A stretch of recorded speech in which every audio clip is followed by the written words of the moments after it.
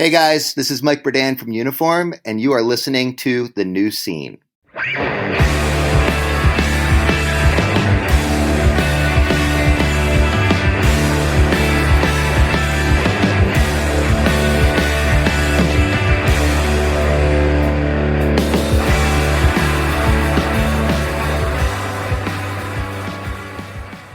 Hello, everybody, and welcome to The New Scene.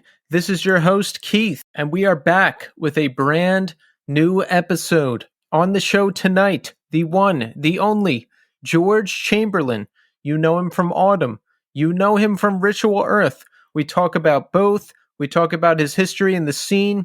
We talk about Bucks County. We talk about everything. It's a really excellent conversation. Strap in for that. That's coming up soon. And some reminders, folks. Support me, The New Scene. Here's what I need, okay? Listen to me, listen up. I need Apple Podcast reviews, okay? We're up to 67. I want to get over 100. I need Spotify reviews, okay?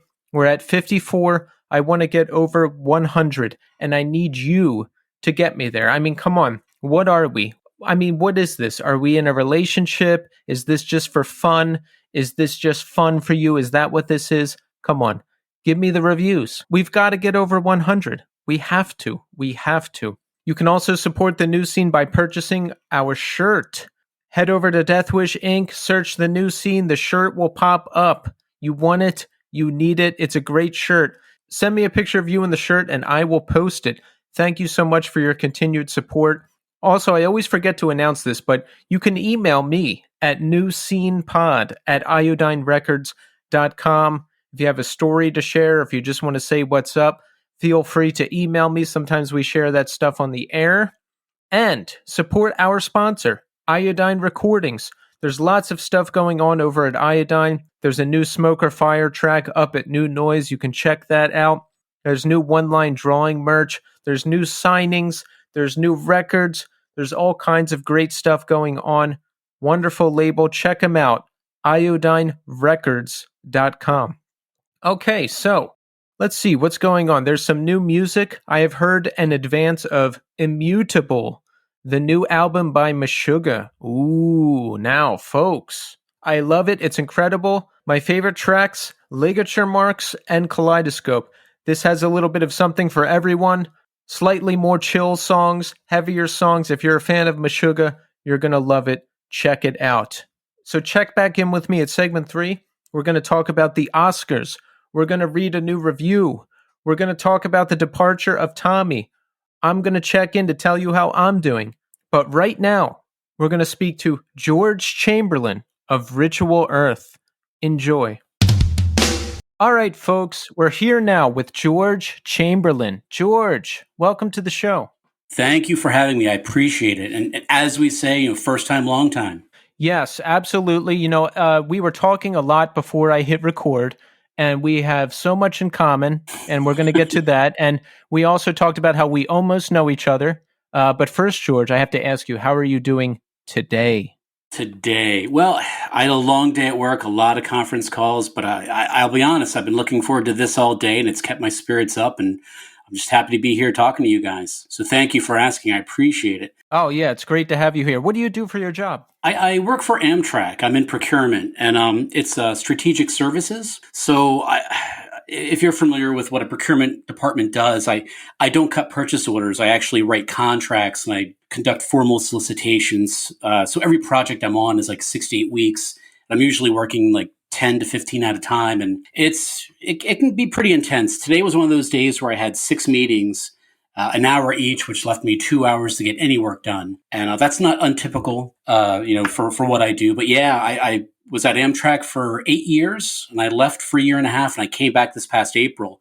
So I missed the first wave of COVID when it hit the rail. And yeah, I've been back since April. And I got to say, I love what I do. I just wish I had more time in the day to do it. Yeah, your job does not sound too different from mine. Oh, yeah? We have great difficulty with our procurement department, though. So Yeah. But listen, you got to have, I get it. You got to have everything in place before the orders are placed. Oh yeah, and for us being quasi-government and getting our grant agreements and making sure we're not violating any of those grant agreements. Keep in mind we use taxpayer dollars, so there's a lot of hurdles that we have for some of the simplest of tasks, and it can be draining, but in the end, it's always rewarding, at least for me. Absolutely. So you grew up in Bucks County, yes? Yeah, I did. I originally I was born in Levittown, and I know you guys are familiar with the area. I went to Bristol Township School District. I moved around a lot as a young kid. I ended up in Morrisville for a couple years, and then I graduated out of Truman. We moved back to the Bristol area, and I was there until '92 until I moved out. Bristol Township or Bristol, the other Bristol? Yeah, Bristol Township, Levittown area. When people are from Bristol, it's like township or borough. I was township. Yeah, never the borough. The realest of the real were from the borough. Yeah, oh, that's true. The hardest of the hard were from the borough. Exactly. Was going to Truman High School rough? Truman has a bit of a reputation. Truman has a reputation. It actually wasn't rough. I graduated in 1991, and at the time, I mean, there were so many different groups of kids and different cliques. But unlike any other school I went to prior to that, they all intermingled with each other and crossed over. So I had a lot of friends in different groups, and it was, I don't know, I actually loved Truman when I went there. Nice. Yeah. Well, it's exciting to have you here because you're part of Bucks County scene history as well, it seems, and that's how our show started. So when did you discover punk rock, hardcore? What was your entry point and where? So when we moved from Levittown to Morrisville, the first thing that happened is I was introduced to this kid, Rich Sutcliffe, who later on, him and I formed, Forethought in Autumn.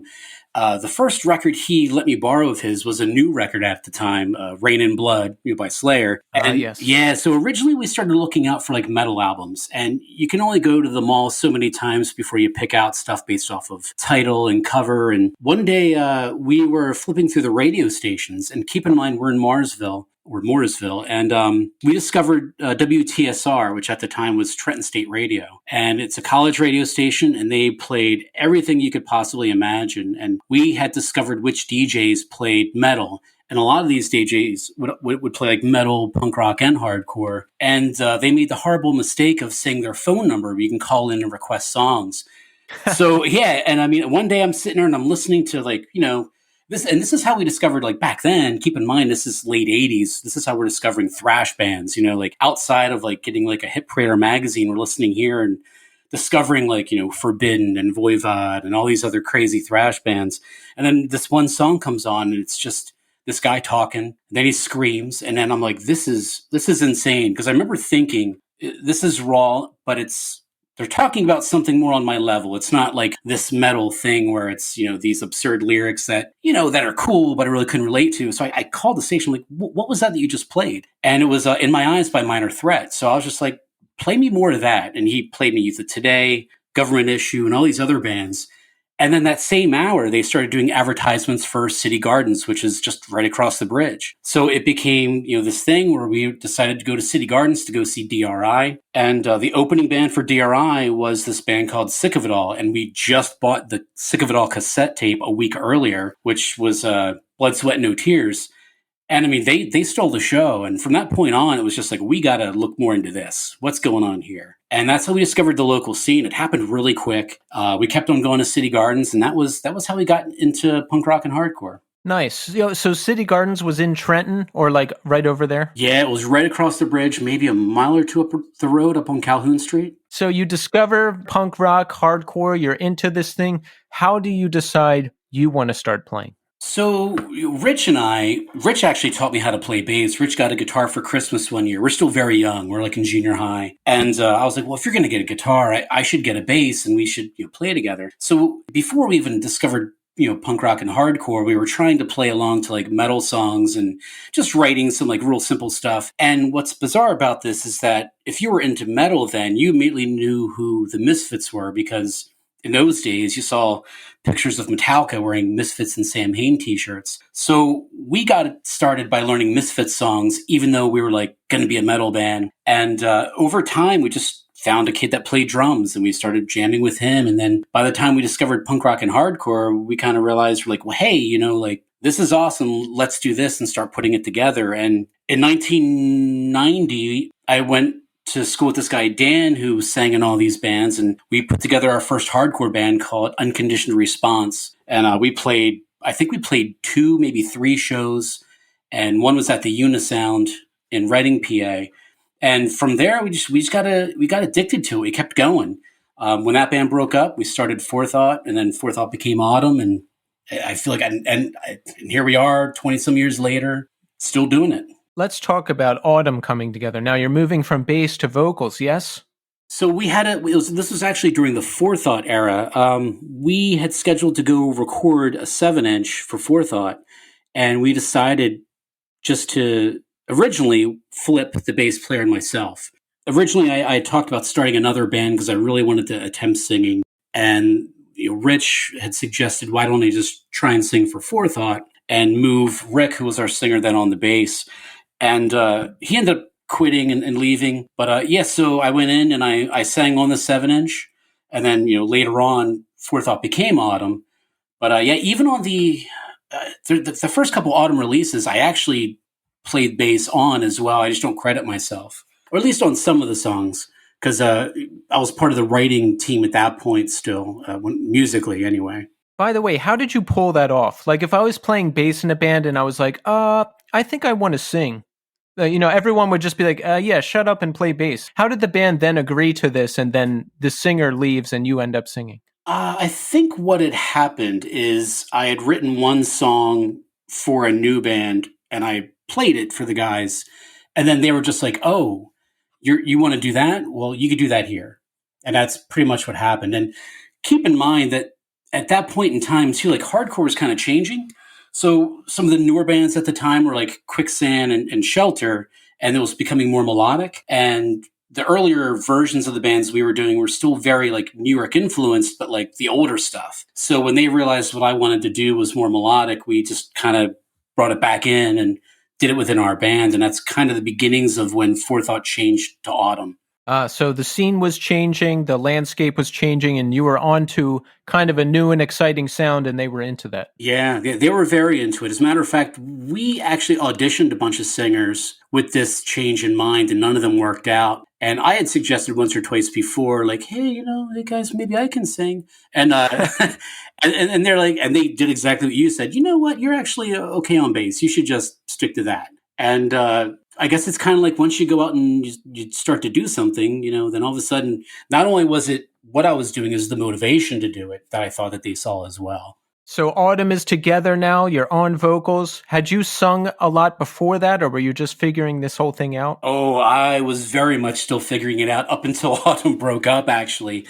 I mean, I had no idea what I was doing, and I tried to keep it very punk rock. There were a few times it was suggested to me that, hey, vocal lessons might not be a bad idea. And I was like, that's not punk rock. Ian MacKay didn't get vocal lessons. I don't need vocal lessons, So it took me a while to figure it out. But I mean, trial and error, you eventually do. You figure out what works for you, or at least I thought I did at the time. Like, looking back now, I mean, I really wish I did get 1 or 2 lessons. I probably would have been a better vocalist at that point. But it was always figuring out, because we were always changing as a band too. So the requirements for vocals were changing as we were growing. What were the Bucks County hotspots at the time? For us, it was Blue Fountain Diner, which segued into Great American Diner. And, that's it, I guess. It's funny you should mention that, too. If you look at the back cover of the first Autumn record, the photograph of us is at Blue Fountain Diner at the counter. So we were doing, we called it BFD. We were doing BFD like 3 or 4 nights a week. We would go in there and just order tea and bagels and just hang out and chat. And this was back in those days, the Rack Room was still open. I don't know if it's open now. It was next door to Denny's, further down Route 1. The pool hall. The pool hall, yeah. Yes. So we would.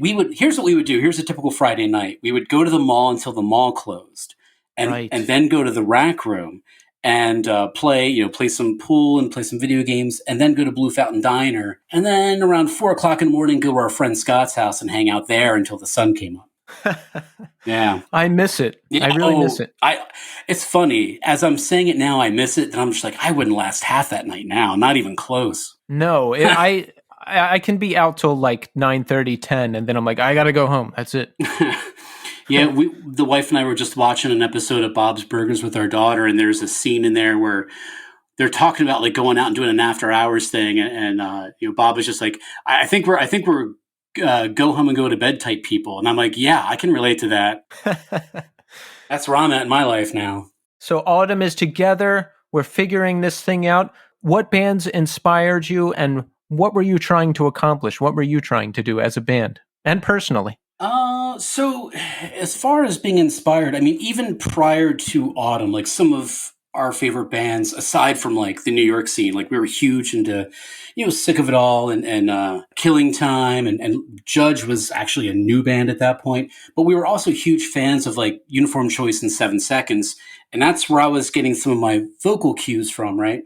But by the time Autumn came around again, like all these new bands were popping up, and everyone was incorporating their own spin and take on what hardcore was. I'm trying to think of some bands like, yeah, again, there was the Shelter and Quicksand Renew, that last bold 7-inch, the Running Like Thieves record. And then, of course, the Turning Point split, all the later Turning Point stuff was awesome. I don't know if you guys are familiar with this, but there was a comp that came out around this time called Voice of the Voiceless. And it introduced us to all these Midwest bands that were just doing it differently. Transcend. It was our first introduction to Endpoint. Encounter, which was a Jersey band, but still we hadn't heard of them prior to that. Worlds Collide from DC. So all these bands were under this umbrella of doing something fresh and new, but still hardcore and still very much, the spirit. And we just wanted to incorporate our own take as well. And, we'd felt like prior to this, we may have been holding back because we were all metalheads prior to being into hardcore and everything. So we let all of the influences happen, and the end result is the end result. I mean, there was no real blueprint for what we were trying to do. It's just doing what came naturally. And as far as lyrical content, a lot of bands around us were talking a lot about straight edge and veganism, and some bands were getting political. And for me as a vocalist, like I was new to singing and new to writing lyrics. So I was just like, well, everyone else has this covered.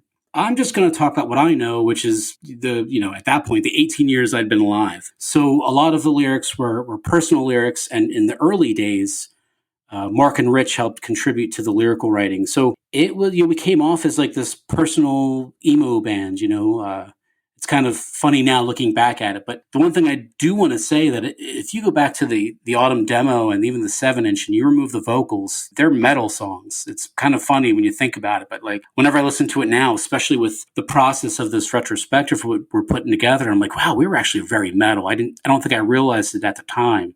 But looking back now, like, yeah, those guys had it going on. Were you vegan and straight edge at the time? Oh yeah, I was a vegan warrior, and I was the guy who gave everyone else shit for not being the vegan warrior in the band too. Like, I remember getting like real pissed off if I found out someone was eating meat. Like, what are you doing? Like, don't you know that this is bad for you and bad for the environment? But yeah, I was very into it. I loved Earth Crisis when they came out, and what they were talking about as well. And yeah, I was straight edge and vegetarian for 8 years, vegan for 3 to 4 of those years. Yeah, I never knew how people were going to react to it. I remember One King Down played in Bucks County, and we went to Suburban Diner with them afterwards. And I was like terrified to order a chicken sandwich in front of them, but I did it anyway. Yeah, so you hung out with Rob then, right?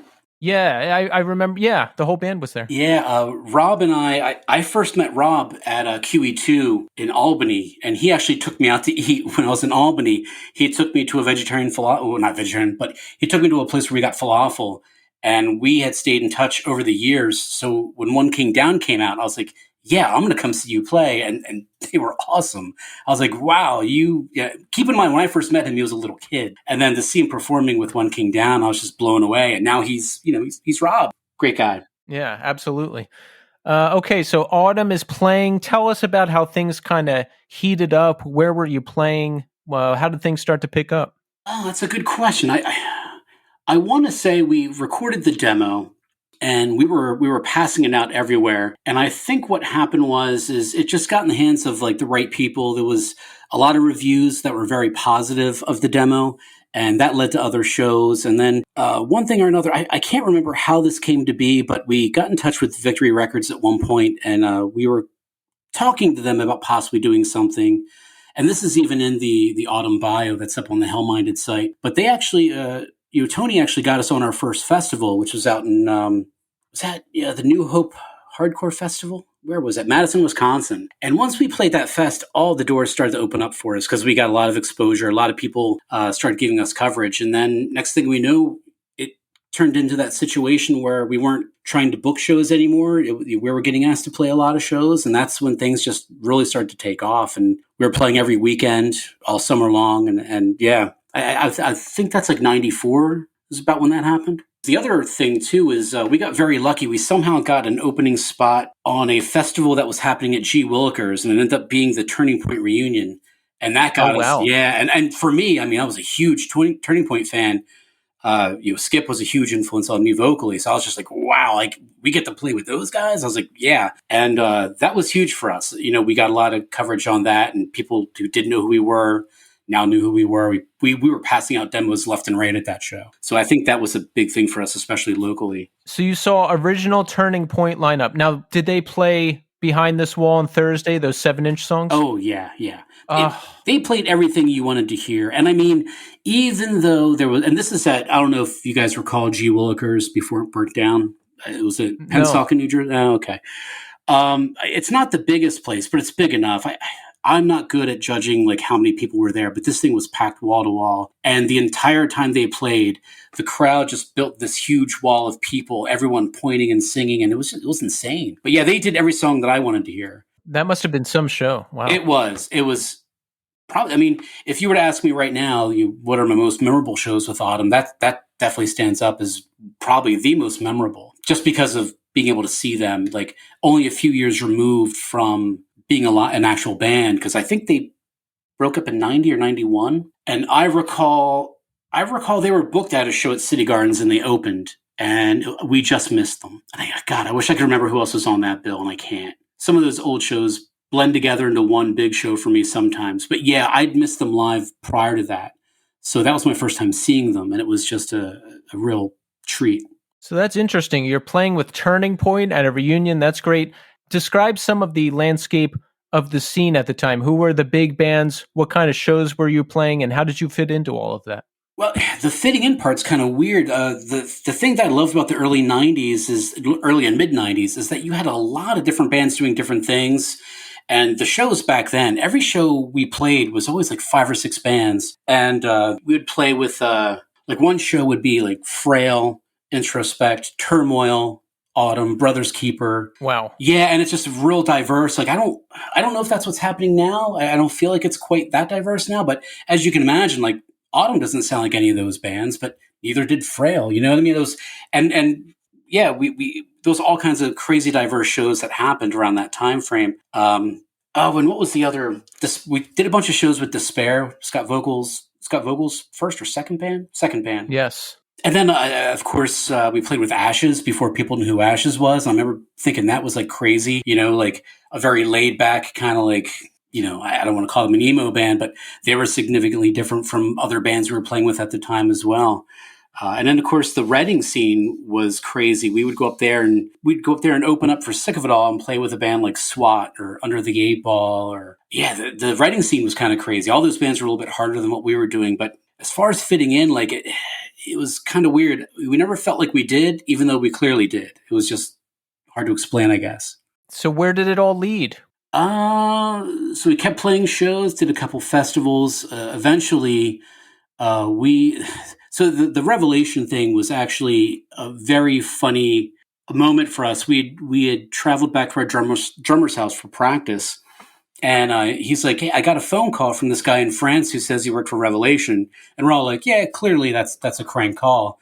So Revelation Records we're talking about. Yeah, Revelation Records. So we assumed this was a crank call. We asked for something on company letterhead. Like, yeah, like a bunch of like, kids like, oh, yeah, well, not if it's on your company letterhead, we're not going to believe you. But no, I mean, ended up being this guy was doing A&R, working out of France. He found our 7-inch in a record store. And, this is where I want to just, mention Very Distribution was huge for us during this. Oh, yeah. Yeah, John, rest in peace. Really opened up a lot of doors for us as well. His distro he would call me and say, hey, I'm through those demos. Give me 10 more or 20 more. But this guy was in a record shop and found our 7-inch. By the way, Did that blow your mind that this guy found your 7-inch in a record store in France? It always blew my mind to hear from anyone overseas, but it was starting to happen more and more frequently in a way that, like, yeah, I mean, it did. But it was starting to happen. It was just bizarre. Like the record, it wouldn't sell well in Philadelphia, but I'd get like an order from Japan or an order from like overseas. But when he said he found it in France, I remember thinking like, who do I know that would have carried distro in France? And at the time, I didn't think about that. All I could think about was this guy represented Revelation, and that was like my first thing. I was kind of blown away by it. But yeah, so to get to your question, we started working with Revelation. We'd already had a full-length recorded at that point, and we were talking about future recordings. They wanted to hear the record that we recorded for Then Nevermore, and they were like, yeah, we want this. Can we buy it? And I was like, well, you got to talk to Joe. You got to talk to Nevermore, and it ended up working out. And then I think we waited about 2 years, and eventually it came out on the Crisis imprint. And by the time that came out, we were just exhausted. We really were. We were playing out a lot, and there was a lot of time between the releases. The response to the band, the people that were coming out to see us, that the crowd was getting smaller, I felt, and it was just becoming more difficult for us to continue on with the same enthusiasm. So we were all working on some side projects. And by the time this came out, we also realized that we felt that there were a handful of bands that were already doing what we were trying to do better than us.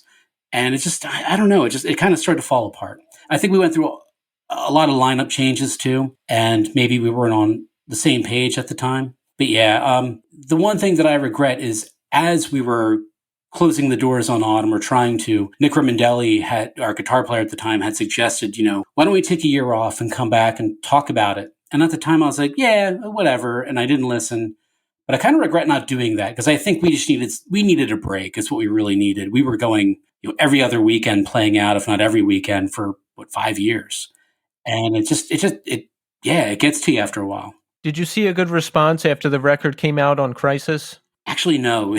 we honestly didn't. And it wasn't advertised, and I'm not. This isn't my opportunity to bash Revelation or anything, but I think at that point we also told them what we were doing.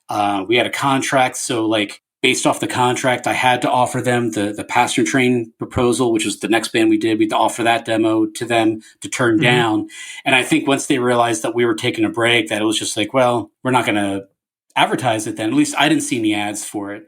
It got some good reviews, but not enough to encourage us to get back together. So it just kind of fell by the wayside because the band was breaking up and everybody was moving on to new things. Pretty much, yeah. Were you disappointed? Did you think, oh, I'm not going to be able to do this again? What was your headspace at the time? Well, to be completely honest, my headspace at that point was completely dedicated to the new band. I had, when Autumn was still functional, I started writing a bunch, like I just started playing guitar and writing songs that didn't quite fit what we were doing, but it was something that I really wanted to move forward with. So it kind of makes sense to make this other project a full-time project. So it almost honestly kind of felt like that Autumn was now in the way of seeing this other thing through, which was Passenger Train proposal. So I was completely dedicated to that. And being that I lived with two members of Autumn, instinctually, I was just like, hey, do you guys want to be part of this? And they were like, yeah, they were on board. So when Autumn was breaking up, Passenger Train was already booking shows. Like it was that quick of a transition. And it was a completely different sound. So as much as I was disappointed, I was also thrilled to move on. So how was the response once Passenger Train got rolling? Was there resistance because people wanted Autumn? Were people receptive to the new sound? People were very receptive to the new sound. A lot of our friends just were very into it. And we branched out into something new and something different. And I noticed a lot of new faces at our shows. It was almost as if we, started playing for a new crowd. And we immediately went on two separate tours in the first year we were together. And yeah, the response was great. I couldn't have been more happier, actually, for something to take off as quickly as it did. So what happened? It was fairly short-lived. It was. So Mark and Jay were about to graduate from Westchester University, and the conversation had popped up, hey, we're going to be graduating soon. We're not sure we want to do music full time like you do, and that thing came up. So I had to start thinking about possibly getting other members. And I tried out some other folks, and while some people really worked out, it wasn't the same. And a weird thing happens, for myself working with Jay, as long as I have, like, I'd realized that I was writing songs for him to play drums to for a very long time. And playing with Mark, it just, anyone else playing their parts didn't feel right. And it just, nothing else worked out. So we all moved on to different things. Jay moved to San Diego. I think Mark moved on to another band. And I think I tried a couple different newer versions of Passenger Train that never panned out. When I was younger and I didn't have as much experience in music, I'd be like, oh man, when like people have these bands, why would they ever break them up? Like but when you go through enough member changes and you just can't hold it together and it just doesn't feel the same anymore, like, I think you just got to let it go. Yeah. And trust me, when it comes to Passenger Train, I really wanted to hold that together, and so much to the point to where the next two smaller projects that didn't go anywhere was pretty much based off of new versions of those same songs, just expanded on a little bit more and with new players. And again, it just wasn't the same. But yeah, like, everyone wanted to move on. We were at that age, early 20s, experiencing this new version of life and early adulthood, and maybe for some people playing music isn't what they saw themselves doing. Whereas for me, I went to a trade school and that was behind me. I got a degree in programming and I didn't want to work. I wanted to be in a band and play music. It was all I had. So I had to keep it going somehow. I had to keep playing. And I did what I could, and it just didn't work out. Do you ever think about the fact that you were in a band called Passenger Train Proposal and now you work for Amtrak? Yeah, I didn't plan it this way.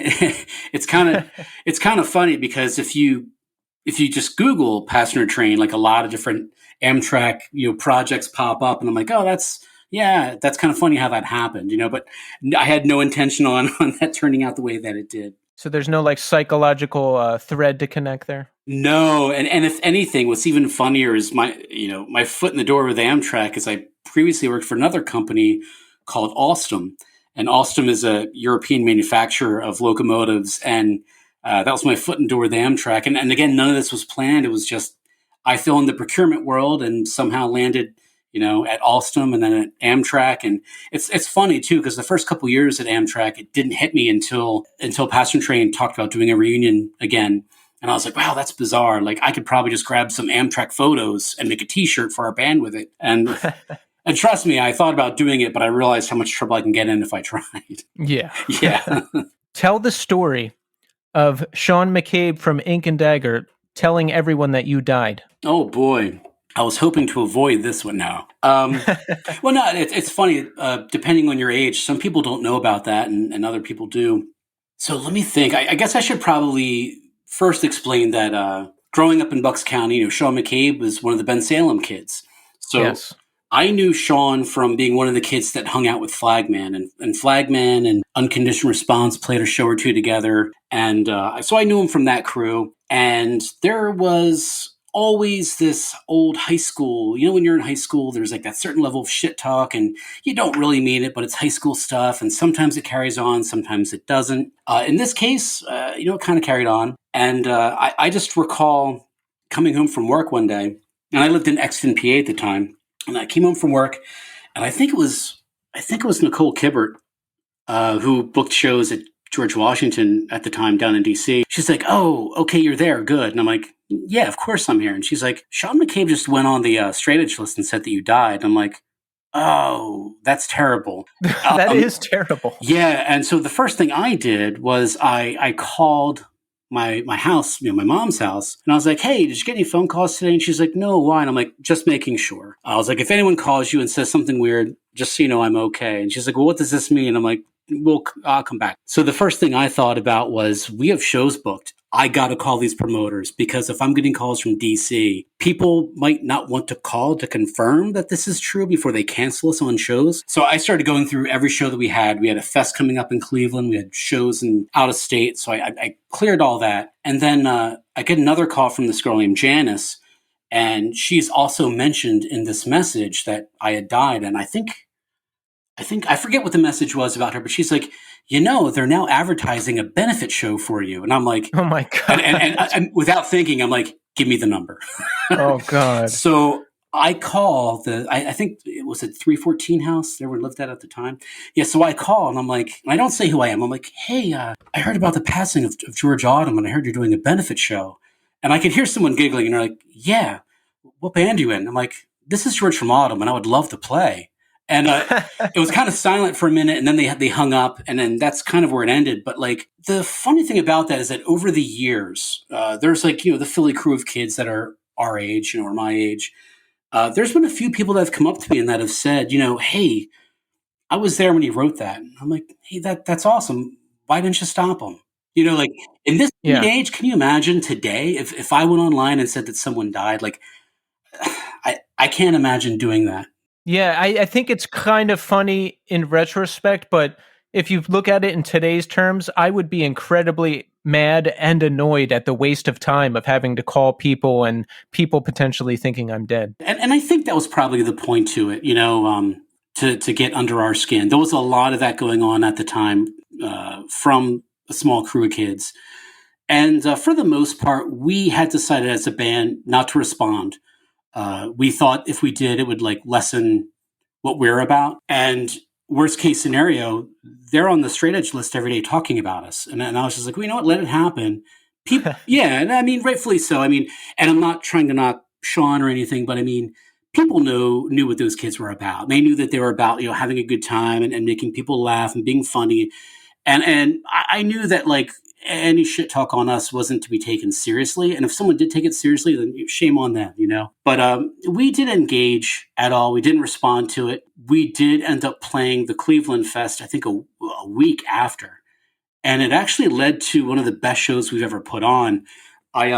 This is actually a funny story. It was Cleveland 96, which is another story in its own. But we rolled up to the show and I'm not kidding when I say this. I recall unloading gear and hearing a kid in the parking lot saying, did you hear that they're still playing even though their singer died? And I'm like, I know they're talking about us. So, yes. And I mean, like, trust me, like, as I'm getting on stage, getting ready to play, I remember thinking, I'm like, what the fuck do I say?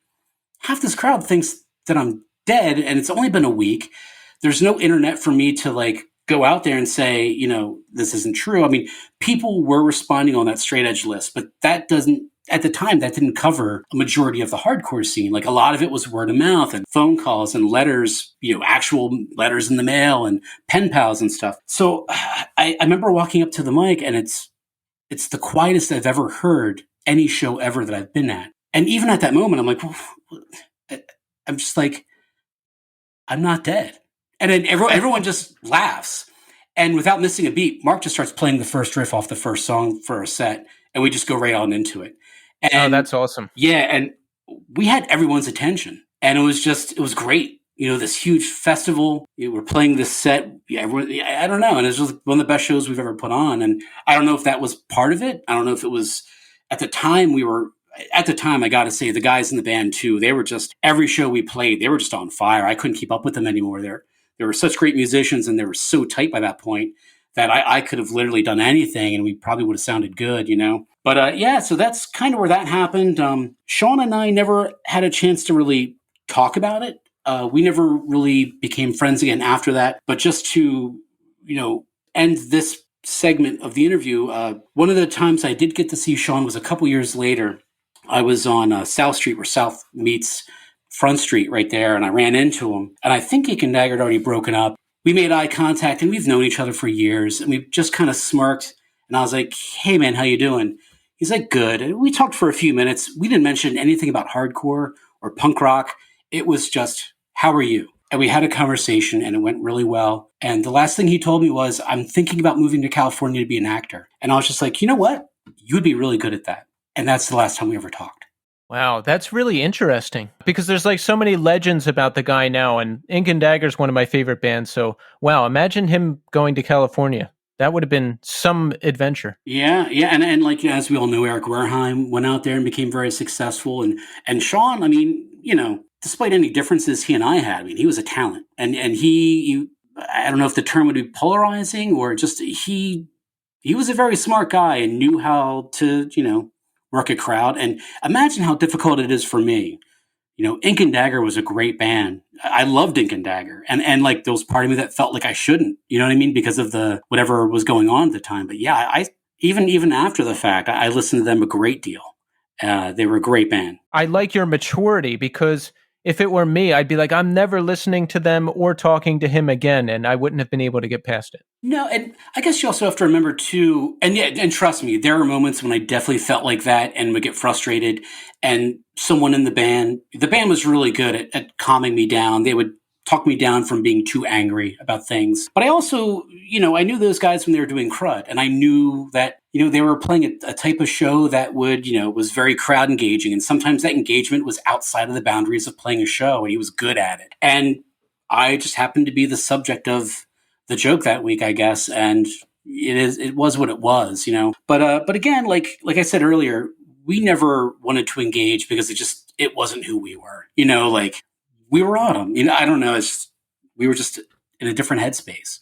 So in 2001, you become part of Aim of Conrad, yes? Yeah, so earlier when I talked about the different versions of Passion Train Proposal, I did a couple different projects, and one of the projects was with Jack Drummond, who was in Aim of Conrad. Now, what's great about this is I was actually a huge fan of the band before they were looking for a new guitar player.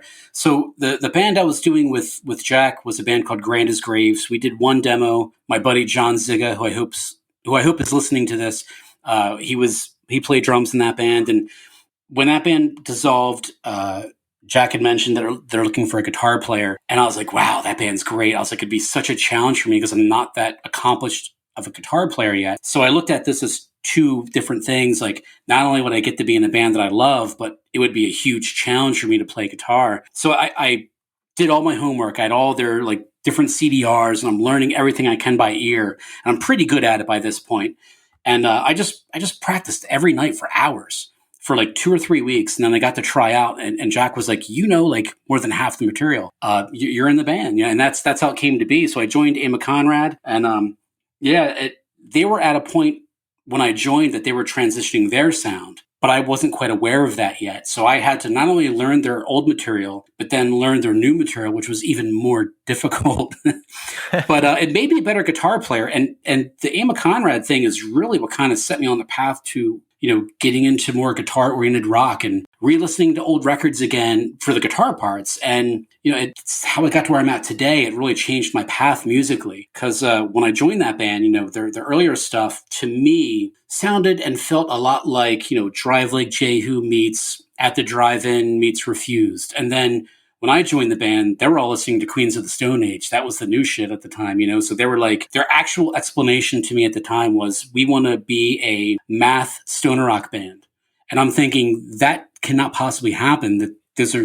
You can't do that. Well, they did. So I had to figure it out. And and that's what kind of changed everything for me. But yeah, that was a great band. They did 2 tours before I joined, and I did 3 or 2 tours with them. And that's the one band that I had wished really had taken off. And unfortunately, the cards just weren't there. Like the timing was off or something always weird happened. But yeah, that band was great. I still occasionally listen to Aim of Conrad as a fan.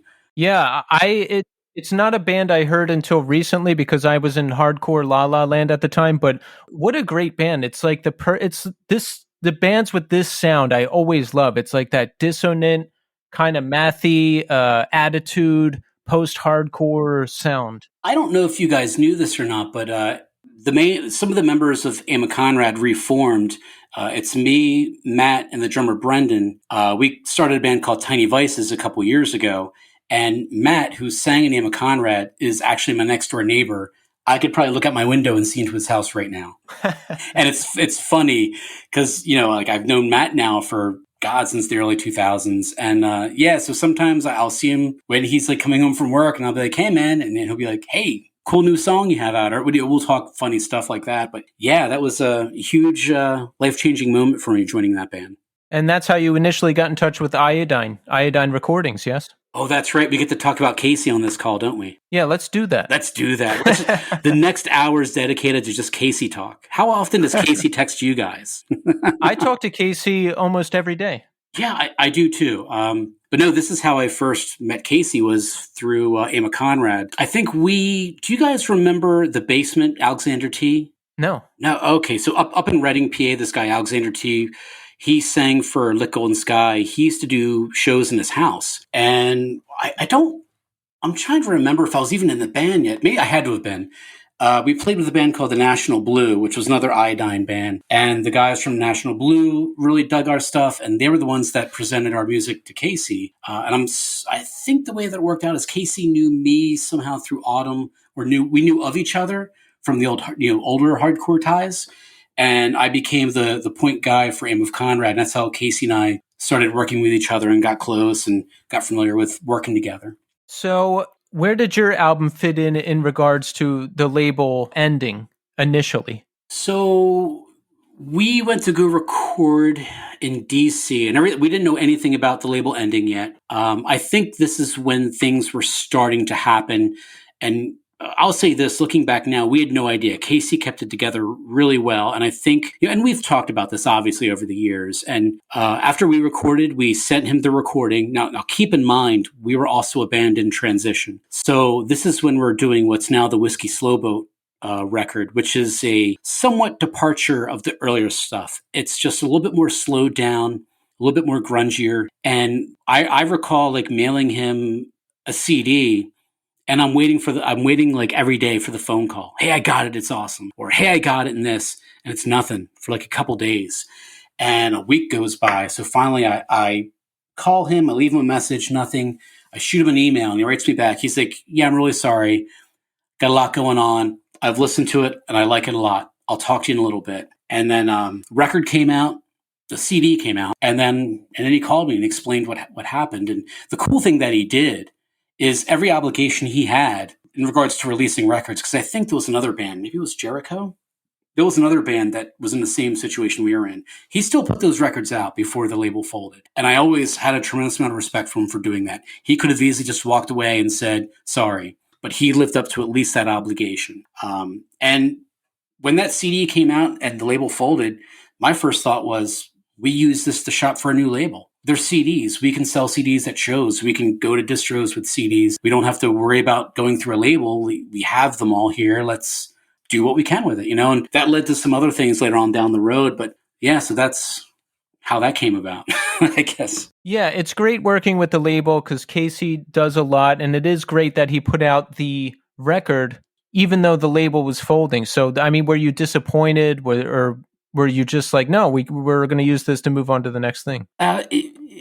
In Camp Aim of Conrad, there was a mixture of things. I mean, obviously we were all disappointed. A few of us were a little bit more upset than others. I just looked at it as, hey, this is going to happen, but maybe this would help us out because maybe we could find something else. Maybe a bigger label or maybe just another label. Like I recall just being happy to have the CD and that we could still play shows and we don't have to wait for people to hear it. Because I was on the other side of that with Autumn. I waited 2 years for a record to come out. In this case, it was the opposite. It came out right away. We were able to, have people hear it. But yeah, I mean, to answer your question, yeah, there was some disappointment, but we tried to keep it as positive as possible. So Aim of Conrad ends, I guess, around 2004, yes? Something like that, yeah. So what happened? Well, when I talked about shopping the record, it's kind of funny how things come around in cycles or come back, in a circle. But we were actually talking to Revelation Records, and there was a guy at the time named James, was an A&R guy out in LA, and he got us on a tour with another band that was already signed to Revelation. I think, was that Temper? Yeah, so we toured. We went on tour to LA and back, and the other funny thing about when we were out in California is that we played like 3 or 4 shows and a bunch of Revelation people came out. That's when I got to meet Jordan Cooper in person for the first time. And when Jordan came out to the Aim of Conrad show, I remember being like, blindsided by it. And all he wanted to talk about was Autumn. He was just like, wow, but so we thought we were going to sign with Revelation. And then we came home. And once we came home, it was a grueling tour for us. Half of us were excited for the next thing, and the other half of us just didn't want to do it anymore. I think for a couple of us, it turned into a thing where it was just like a realization of like, I don't know if this is the lifestyle that I want. We were on the road for like 3 weeks. And at the time, I wasn't straight edge. We were partying every night, and it was the ride home was rough. It was rough, and I remember feeling it that something could happen once we get home. We had this band meeting where at the time I lived at a loft at 21st and Spring Garden, and I was like, "Hey guys, my loft is only $400 a month. Let's move the whole band into my loft and just go tour." And then one of the other members was like, "How about we just stay a local band and just play the Khyber?" And I remember thinking, that sounds great, but that's not going to work for me. I want to do more than that. So we tried even finding like other members to do it, and obviously that band was so tight, personally and musically. It just wasn't going to work without the whole band being together. So that's where it fell apart. And we tried getting back together under different names. And those were short-lived. It was more of like, let's get together and play these songs again for each other. And we ended up not playing any other shows. But I'm not sure if you ever heard of Mountain Saint or Lions and Lambs. Those were two later versions of the band that never really played out. It's just we recorded some things and practiced a bunch, but nothing else ever came of it. How do you deal with that? Because you're finding yourself in this situation again where you want to keep doing this thing and other people are dropping off because they don't want to live the lifestyle anymore. So at that point, I had a bunch of riff ideas that I was going to introduce to Aim of Conrad. And let me just say this too, Matt and Jack, who wrote the stuff in the end, I couldn't keep up with them on guitar anyway. They were outwriting me, and the riffs that I had just weren't good enough for the band. So I decided to use these riffs to start something new. And I don't think I'd mentioned this earlier, but I did a band for a short period of time called Firewalker, and it was like a heavier version attempt at Aim of Conrad with all new players. And basically, I just kept on playing. I tried different things, and that led me into different bands, which eventually one of them became Halo with Snakes. Yes. And that's a much later version of, I guess, what Firewalker was, really. Yeah, you never stopped playing. Like, you've always been in bands. I've always been in bands. And in the earlier bands, whether it was Autumn or Passion Train or Aim of Conrad, like, I always wanted the most out of it. And some of the other bands that followed Aim of Conrad, I was getting older. I was getting, my career was starting to move in a better direction. So some of the other bands, I just thought to myself, it's still fun to play. I just still want to play no matter what. But no matter what we do, as long as we're making the most out of what the situation is, I'm still going to want to do it. And it was a weird life transition too once Halo of Snakes started, because a handful of us had kids or were having kids. We're entering that age of our lives. And so that's why Halo of Snakes, we really didn't do any touring or anything, but we played out a lot locally. And yeah, I love that. I still listen to that stuff too. Like, those guys were great. I love playing with those guys. So let's jump ahead a bit. Now, Ritual Earth, this is the latest band. The latest band, but I got to tell you, I think this is what I've been looking for a very long time. This is, for me, the band. I love it. Now, how did you get hooked up with this? Let's dig into this. So after Halo of Snakes broke up, and keep in mind, there was probably a decade, because during Aim of Conrad, I didn't sing in anything, right? I didn't sing in any other bands. There was an ad up of a stoner rock band called, it actually didn't have a name yet, called Seagrave. Oh, well, we became Seagrave, but there was an ad up for a vocalist. And it was the first time I sang in a long time. So I was extremely nervous about it. But Seagrave became this band, and we played a couple shows. We played a show with this band called Chip Grinder. And I remember thinking, this band is absolutely amazing. They don't sound at all like what I expected. And I even remember listening to their most recent record. And I believe at the time, Simian Space King had come out. And I remember thinking, man, if a band like this ever asked me to sing for them, I would be dumb not to do it. So fast forward a couple years later, Seagrave is done. I'm not in a band or anything. I'm jamming with some people. And next thing I know, I get this message on Facebook, and it's just this guy. He says, "Hey, we used to be in a band called Chimp Grinder. We lost our vocalist. We're writing a bunch of new songs. We heard you're available. Do you like this?" At the second I heard it, at the time, I was listening to a lot of Elder and Monolord, and this was right along those lines. And I mean, like, I'm not kidding when I say I got halfway through the first song, and I wrote them back. I was like, "When's practice?" I was on. Yeah, I was on board. I was like, yes. And those first couple songs that they sent me is now the Ritual Earth demo. Those songs were recorded before I was even in the band. And I couldn't be happier. They've been a fully functioning band for 8 years prior. So, I mean, all I had to do was just come in and finalize things and just be a singer for them. So it was also the first time I was ever in a band where I wasn't or didn't feel the need to have to pick up a guitar and say, I got a riff. Like, those guys are on it. All I got to do is come in and not mess up.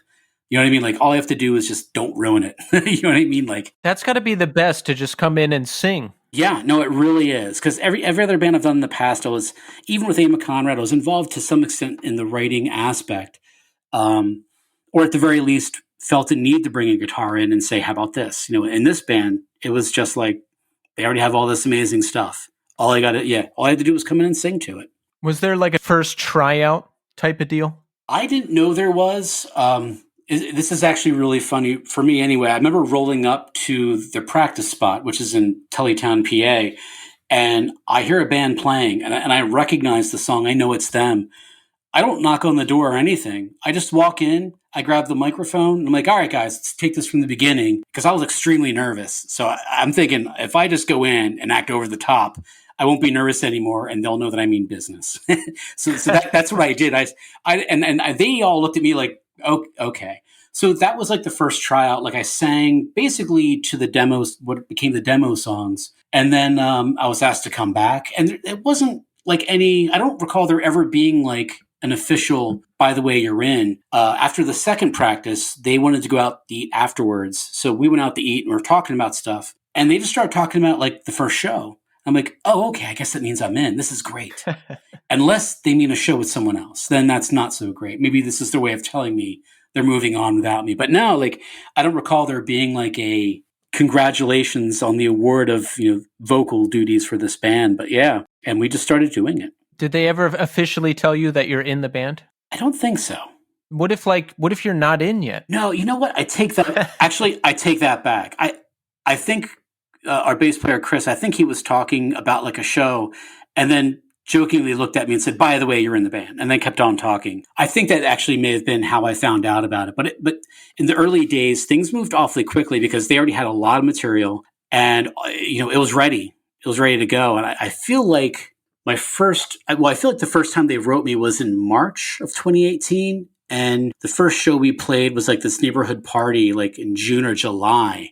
So it was only a few months later we played our first show. So what do you do to prepare? Do you you just have to listen to the demos and what they have and write everything and figure it out, I guess, right? Yeah, it was pretty much the same way I approached anything else in the past, with the exception of, some of these songs were pre-recorded, so I had to fit some timings to what they had, but it wasn't that much of a challenge.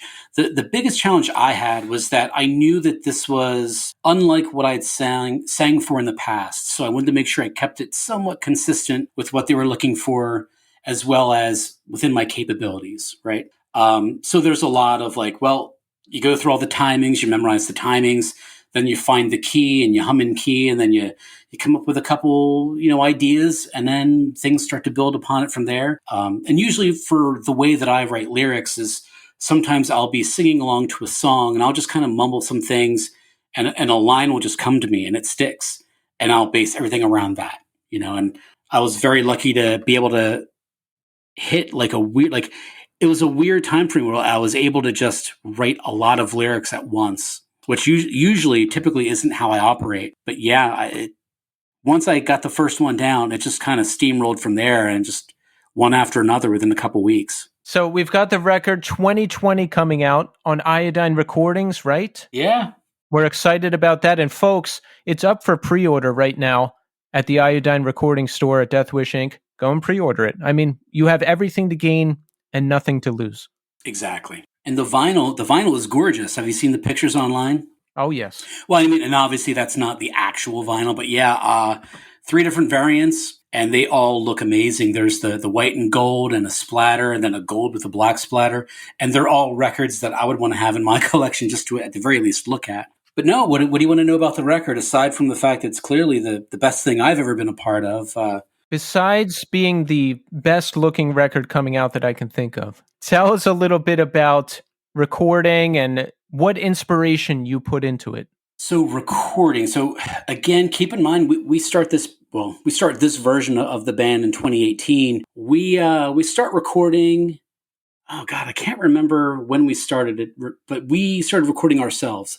So previous to me joining the band, they had recorded and mixed all of the Trimp Grinder records themselves. And that was another huge draw for me. Like, the records sounded really good and they did it all themselves, which meant they weren't held to any time restrictions. Like, we have to go book time, we have to wait, we have to go book more time to go back and finish it. Like, they would just record at the practice spot. So we did all of the basic stuff in our practice studio over the course of like a couple months. And Chris Turek, who is our drummer, and he basically does all the engineering and most of the mixing stuff, he started mixing everything. And then eventually he came to us and said, look, there's so much going on here that it's just above what I'm used to doing. We should subcontract this out. So we start talking about who could do the mix for us. And that's how I talked about Gradwell House, and Dave over there at Gradwell House ends up mixing the record for us. But the timing on this couldn't be worse, because this is we're entering into the early stages of COVID as this is happening. So we were mixing the record via email, and we weren't even seeing each other in person while this is happening, because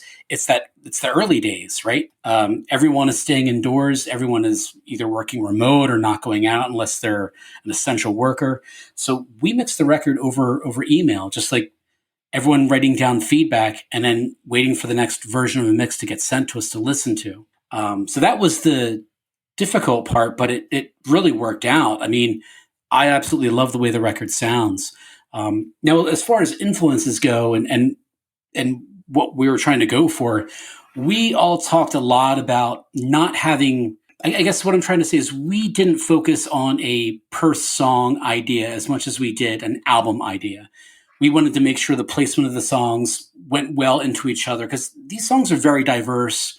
I mean, there are some songs that are very similar to each other, but there's a lot of different things going on there. So we talked an awful lot about records that we enjoyed as an album, like name one record that you listen to from beginning to end. And I came up with my list. And for me, it was easy. It was, The Cure, Disintegration, Pink Floyd, Dark Side of the Moon, Caius, Welcome to Sky Valley, My Bloody Valentine, Loveless. These are all albums that I sit down to listen to as an album. And we all agreed that that's what we wanted to do. So we all started coming in with different ideas, and it just came together. Now, don't get me wrong, there were some parts of the process where we were like, well, what about this? What about that? But yeah, I mean, that was the goal. That, and then we also went back a second time, and we really wanted to focus on putting together an album that sounded good on headphones. And I just remember as a kid growing up in the 70s, my parents listened to all their favorite records on headphones, and we wanted people to have that experience, especially when we approached Iodine with doing vinyl. We all imagined like someone having the record, putting it on, looking at the lyrics, putting on the headphones, and just diving into it. Like, that's what we wanted. And that's what I think we did. Excellent. Yeah, I do the headphone thing too, because no one listens to anything not on headphones anymore. No, you're absolutely right. I mean, I know some people that do, but it's not talked about in the same way that it was, or that I remember as a kid. Yeah. Like the big headphones that cover the ears. And I'm sure you've seen all the memes of, like, the Bill Clinton meme. He's got headphones on and a bunch of records sitting on the floor. Yeah. But I don't, it's not as widely talked about, at least not as much as I would like to see. So the record's coming out. We're very excited about that. Yes? Very excited about that, yeah. And what plans do we have? Tours, shows, festivals, arenas? I wish it was arenas. No, so I mean, obviously we're older dudes. We're all married. Well, most of us are married with kids, so we can't do the full-time touring thing.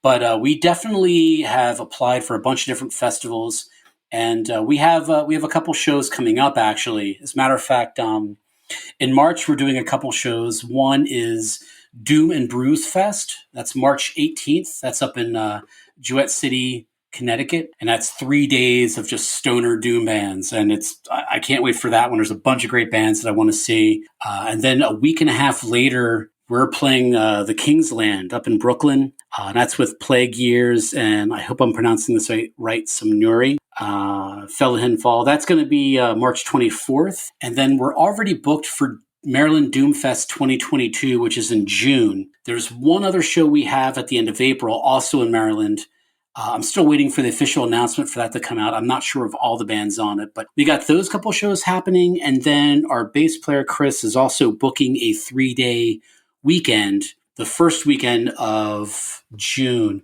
We're doing Providence, Boston, and then we're going to do either New York or Philly. And we're taking a Philly band by the name of Gray Cell with us. And I know we're talking to George Radford from Edict. I think we're going to do a show or two with Edict. And I don't know who else we're playing with in Boston. We were trying to get Cortez on that show, but I think that they're busy. So there's a few other bands up there I'm going to reach out to. But yeah, it's like 7 or 8 shows between now and June. And that's not even talking about the other festivals that we've applied for. And we're hoping that comes through. That sounds great. And it must be great to still be doing music in this capacity. I mean, you've got a new record coming out on a great label. You've got plenty of shows lined up. Was there ever a point where you thought you weren't going to do this anymore? That's a great question. Maybe, actually, no. I mean, there have been moments in my life where I thought to myself, okay, it's time to tone it down a bit, and right now my daughter's birthday is the 17th of February. She's going to be 11. So she's at that age where family comes first. And I often think about, how much time do I have to still do music? And my wife is extremely encouraging for me. She's like, no, that's your thing. Like, you got to keep up with it. And I've always thought to myself, as long as I can still listen to music, I'm always going to want to play music. I still play guitar every day for about an hour in my office, and I still listen to music all the time. I'm still a fan of a lot of bands. I'm still a fan of Ritual Earth. Like, I get to go to practice and hear those guys play those songs. And trust me when I say this, that's an awesome feeling. If you can say that about the band you're in, don't ever leave it. Yeah. Yeah. But the other funny thing too is I purposely bought a Stratocaster about 2 years ago for the sole purpose of, and I'm not a Fender guy, I'm not a big Strat guy, but I bought one because I was like, you know what, I'm going to hop on YouTube and learn a bunch of blues licks. And if I'm going to do that, I want to do it on a Strat. So yeah, I still play all the time. Like I can't imagine not being involved to some extent until unless I can't hear it anymore. If I lose my hearing, then that's probably when it'll stop for me. I love it. I love that you've always kept doing it and that you have the support of your family too, so that you can keep doing it. Yeah. And trust me, it's huge when your family is into it. And what's awesome is my daughter loves it. She'll ask me for a Ritual Earth t-shirt because she wants to wear it to school and talk about her daddy. And, it's, I think that's awesome. I love that. Yeah. I love that. So you're sober. Yes, I am. It's been 8 years this past November. Now, first of all, congratulations. Thank you. And second of all, I want to talk about this because I am a fellow sober person. And I think it's great to share these stories because I don't know about you, but back when I was still killing myself with drugs and alcohol, I didn't know where to turn or even where to start to try to get away from it all. Yeah, my biggest problem was drinking. I never got heavy into drugs. Obviously, tried certain things, but alcohol was what really did me in. And looking back at it now, I feel like it took a decade away from me. That I often wonder what I could have done with that. But yeah, for me, it became a weird thing where I was just like, it started off as several attempts to quit drinking, thinking I'll just cut out certain days, or I'll quit for a week or two, then I'll go back to it. And especially being straight edge and everything, like, it's kind of bizarre. I think it's bizarre that I fell into it because I knew the dangers of it. I came from an alcoholic family. I was an Alateen, if you know what Alateen is. Yep. I was an Alateen when I was a kid. I should have known better. And my father was an alcoholic, and I remember thinking, that'll never happen to me. And it took a lot of years. Like, the further away I get from when I quit drinking, the more I realized it was a problem. Initially, for me, the first reason why I quit for good was that I got sick and tired of waking up and feeling instant regret, and then having that text message come in.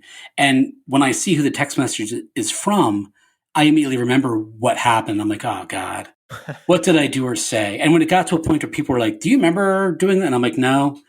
And so for me, it turned into a thing where I realized I can't control what I do when I drink, but I can control when I do it. And now I'm going to choose not to. So I remember this happening around Thanksgiving 8 years ago. I never wrote down a day. I know, like, that was never important to me. It was just important to quit and stay quit. And again, the further away I get from it, the more I'm like, wow, I thought it was just this stupid little thing that I had a little problem with, but no, like I was drinking like 5, 6 nights a week for like 10 years. And Wow. and it was never like, I don't know. Well, I was going to say it just didn't seem like a problem at the time. Because again, for me, living in the city, living in Philadelphia, going to shows all the time, going to, everything I felt like everything I was doing, alcohol was involved. But it turns out I was doing alcohol related things so that I could drink, and Yeah. and one of the weirdest things that ever happened, like I remember I had quit drinking for about 2 years, and my wife had texted me, and I worked at 30th Street Station for Amtrak at the time, and she was like, "Hey, if you can get out of work for a little bit, let me take you out to lunch for your birthday. We'll go to Cantina in South Philly." And I immediately get excited. And I'm like, yeah, I'll take a cab to Cantina. I can't wait to get there. And I'm not kidding when I say this. As I'm getting out of the cab, I realized I'm not going to be ordering a pitcher of margaritas. I'm going to have to enjoy this food sober. And I don't know if I can do it. It became this weird thing. And I'm like, oh my God, all of these things that I said that I loved doing was revolving around the fact that alcohol was there. And I also knew it got bad when, what was that? Oh, Boot and Saddle. Have you guys been to Boot and Saddle? Yes. They were having shows there for a while, and I walked in one night, and I forget who I went to go see, and I saw my buddy there as bartending. And this is a true story. He, as soon as I walked up to the bar, he dropped, my drink down, and my drink was always, double Jack on the rocks. He dropped it down. He's like, "Hey, the first one's on me." And I remember thinking, I was like, it can't be good when bartenders just give you your first drink because they know what you drink. And they, you know what I mean? I'm like, man. So I told him, I was like, I'm trying to quit drinking now. He pulled it away and gave me a ginger ale. And the rest has been pretty much that. Wow. Yeah. So, and that's the other thing that's odd too, is you still playing shows. We play a lot of bars. And there are moments where I'm like, it's time for me to go home. Not because I'm tired, not because I don't want to be here, but because everyone's drinking. And there are reasons why I shouldn't and can't stay. So I do, the Irish exit. I'll say goodbye to a few people, give a couple hugs, and then get out of there. And trust me, it gets tough. But I will say this for anyone out there that's looking to quit, like it gets easier. And over time, like as provided you acknowledge why you quit and why it's a good idea to not go back. And I think people shouldn't be embarrassed about it. I feel like it's not talked about that often. Every so often in my age group, being in my 40s, it's always heartbreaking when you get that text message or an email that someone else had passed away. And what happened? Well, we're not talking about it. And the second they say we're not talking about it, why they're not talking about it. And I'm like, you know what? This could be avoided. Maybe we should talk about it. Maybe we should have that conversation and say, hey, if you want to quit, and for any of my friends listening, I'm always open. You can call me. You can come by. We can go to the diner. I'm more than willing to talk to anyone that has an issue or just wants to not do something that involves alcohol. And if I'm not the person you want to go to, find someone. It's nothing wrong with it. Yeah, there's resources out there, which I didn't realize. There's many different methods. It's just asking for the help is the hard part, or realizing that you need the help. Like I was as bad as it comes doing some pretty wild stuff, and I still thought, well, I have a job and I pay my rent, so I'm fine. Yeah, at the very least, the one thing I will say is I wasn't a guy who needed a beer in the morning. I never turned into that. But like I said, I was 5 or 6 nights a week, man. And I mean, it was just what we did. It was bizarre. And every night we closed the bar. And bizarre to look back on now. Is it weird being in a doom band, which is often associated with weed and stoner rock and all that stuff, but being sober? Yes and no. I mean, yeah, I'm sorry. So, I mean, it's weird because by this point, like I'm just at a different point in my life where it's like, I'm a husband, I'm a father, and I sing in a band. And I'm sure you've probably picked up on this on the record. We're not one of those bands that talks about that. So it's not, it's not part of who we are. And I would even go further to say, like, we thoroughly enjoy being part of that scene. But sometimes we don't even consider ourselves like a stoner rock band. We're a heavy band that does a lot of things. And this is where we found, a home and people that really enjoy what we do, people that enjoy heavy music. I see other bands do it, and it's part of their t-shirt aesthetic or whatever they, do merch wise. And that's fine, Yeah. So it's not like you're sleep or something. You're not tied into it. Yeah. No, we're not tied to any of those things. And none of the lyrics talk about it. It's almost like at this point, like and again, like my issue is alcohol. So I don't even think of weed as being like a thing I need to worry about. Like for me, weed was always the thing where it's like, if I'm going to smoke weed or do anything like that, I'm going to go home and do it before I put on a funny movie. And it was never like I have to do it so many nights a week, or I'm going to go out to go do it. There's a different culture for it. So for me, it was always the alcohol thing. And of course, like when you sing in a band and if someone likes your band, the amount of free drinks you turn down. Yeah, it's kind of funny. Like I've definitely had people like just, hey, I got a shot. Come do one with us. And I'm like, how about you do it, buddy? You know what I mean? Like, yeah, that's the only part that gets weird. But that, the one thing I will say is I've never run into the problem where if I just openly say, hey, I'm recovering, no one's ever given me shit for it. They respect it. And they're like, oh, that's awesome. And Right. The cool thing about this scene that we're part of now is like, you'd be surprised in the stoner doom scene. There's a lot of kids that were old hardcore kids in the 90s. I've run into a lot of people that they're like, oh, hey, I remember you from, like that Middlesex show we went to, like, so they get it. If I just, some people, if I say I'm not drinking, they just might think I'm still straight edge, and it's not a topic of conversation at that point. It's just Right. what I'm doing now. Let's recap, gentlemen. Now, number one, you said you've got an autumn retrospective coming out. Yeah, I don't think we've talked about that yet. So Autumn never put together a full-length record. This is a retrospective that focuses on the 2 full-length records that we've recorded but didn't come out. They came out as EPs. And the cool thing about this is Joe Kazemka, who runs Hell-Minded Records, put out the Autumn 7-inch many, many years ago. So this is also like a passion project of his as well. He was very much part of the band. And when he approached me with the idea, I was like, yeah, sure. I would only do it with you. So let's go ahead and do it. That pre-orders are up. If you go to hellminded.com, I'm sure you'll find the pre-orders for the Autumn record. And I think that is shipping soon. I'm not quite sure when the ship date is, but I know it's very soon. Yes. So let's go and pre-order that. I mean, come on. Why would you not? Yeah. This wasn't planned to have an Autumn and a Ritual Earth record come out relatively the same time, but it's, for me, I mean, I'm the happiest guy on earth right now. I'm like, I get 2 albums coming out, 2 different bands, literally 20, 25 years apart. But isn't it funny how things align like that sometimes? And it's like you don't even do anything. It just happens like that. Yeah. No, that's yeah, it is funny how that happens. And it's funny how small the world becomes too when you realize, the amount of people that I've talked to about the Autumn record are also talking to me about the Ritual Earth record. And it's bizarre. I mean, I'm thrilled to death, don't get me wrong, but yeah, it's crazy. I get to have 2 records that I get to put on my wall in the next month or 2.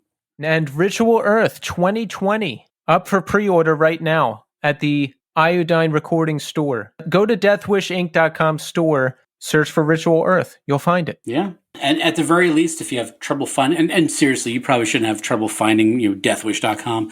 But, if you Google Ritual Earth, we have our own link tree up that links to everything, all of our music, all of our social media. The first thing that you see when you go there is actually a link to the web store where you can pre-order the album. There is a possible Autumn reunion happening in August. We are entertaining the idea of doing it. We are talking to some people. That's still in the early chatter stage, but if that happens, obviously I'll post all over the world about it. But no, that's pretty much it. We've covered everything. Thank you again for having me on. It's been a thrill. I listened to the show. I haven't listened to the Walter one yet, but I listen to the show often. So thank you again. I very much appreciate it. Yeah, George, thank you so much for coming on and giving us your time tonight. I'm glad I finally got to speak to you because, as we mentioned before, I kind of knew you through other people, but I'm glad we got to have this conversation tonight. Yeah. And if there's one thing I love talking about, it's me. Exactly. If you want to keep going for another 6 or 8 hours, I got it in me. Let's do this. Like, this is the best part about podcasts. Who would not want to talk about themselves for 60 to 90 minutes? I'm sure I'll get that email. Hey, George, we had to edit it down to just 15 minutes. I hope you're cool with that. Oh, sure. So, George, I actually played the last Autumn reunion in 2009, I think it was. Yeah. I was in Crash of 64 at the time. Great band. If there is another Autumn reunion, how about me and an acoustic guitar? Actually, yeah, you could do that. Josh Alvarez did that for the Pastor Train reunion. He played a solo set. We would certainly entertain the idea of you coming out. Okay, cool. I'll do some covers, it'll maybe some comedy in between. It could be awful. Oh, no, that would be great. If you do comedy, I'll come up with you and we'll do a little something. I don't know. We'll work out a routine. We'll do a bit. Yeah, we're going to figure it out. But George, thank you again. Great conversation. And we look forward to more from Ritual Earth and from Autumn. Awesome. Thank you guys again so much. I appreciate it.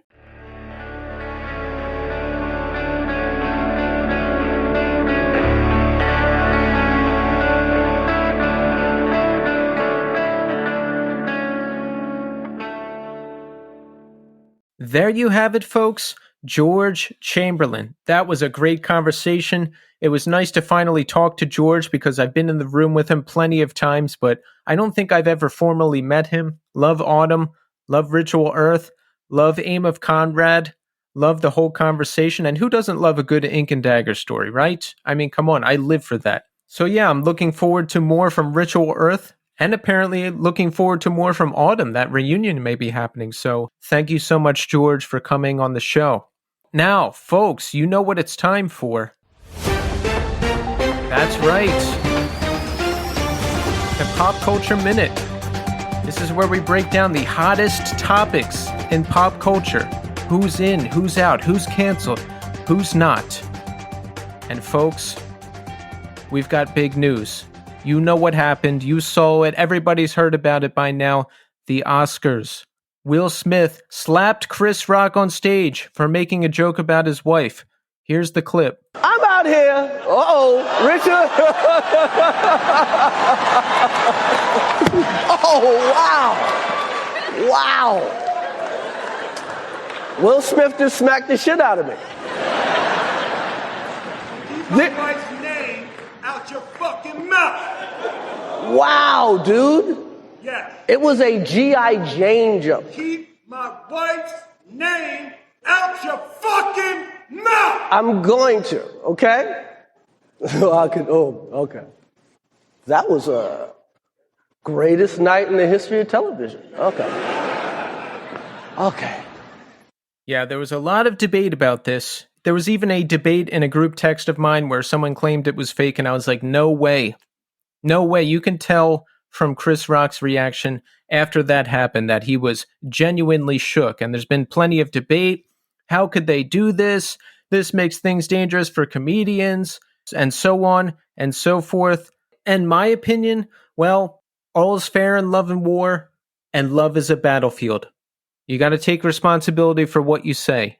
And also, when you're an A-list celebrity, you can basically do whatever you want anyway. So let's look at some of the Best Picture nominees. Okay, Belfast, never heard of it. Coda, never heard of it. Don't Look Up, not watching that. Drive My Car, never heard of it. Dune, okay, Dune is the one movie on this list that I have seen. I really enjoyed it. I have no clue if it won. King Richard, never heard of it. Licorice Pizza, no thanks. Nightmare Alley, never heard of it. The Power of the Dog, never heard of it. And West Side Story, no thanks. There you go. That's the Pop Culture Minute. We deliver to you the latest and greatest pop culture news. I just don't watch a lot of movies and TV anymore. What can I say? I'm so busy with this show, and I spend a lot of time on Twitch.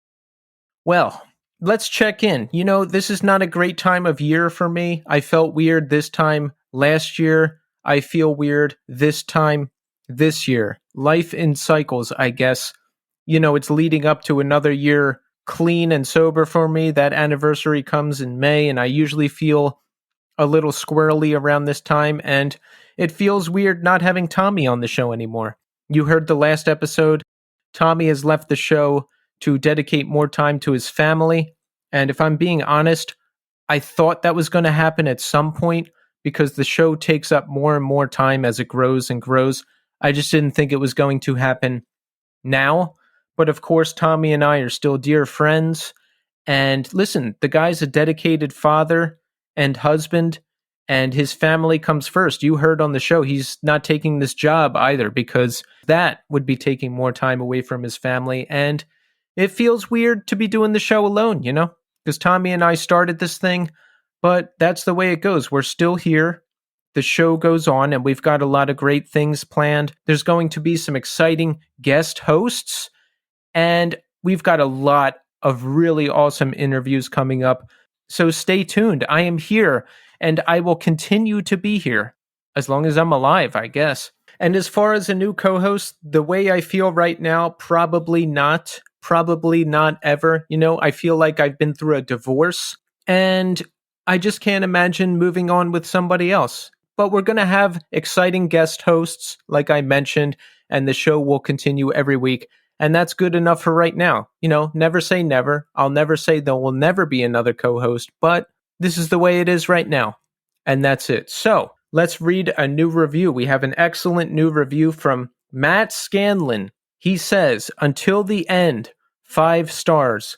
I've been with these guys since the beginning. All Else Failed posted about a podcast with their own Pat Shannon. I checked it out, and the rest is history. Keith and Tommy don't have egos and aren't trying to cool guy anyone. This is something that is lost in the podcast world. They engage with guests in a way that reveals a little humility, and I think that's important. Cheers to both of these guys. P.S. I toured in All Else Failed's van, and let me tell you, wink." Yeah, Matt, thank you so much. That was a great review, and that's all we've got for this week, folks. So remember to rate and like and subscribe and follow and give reviews like Matt here has done and all of that other wonderful stuff. A little bit goes a long way. And that's it. So we're back next week with a new episode and a new guest. So thanks everybody for listening, and until next time.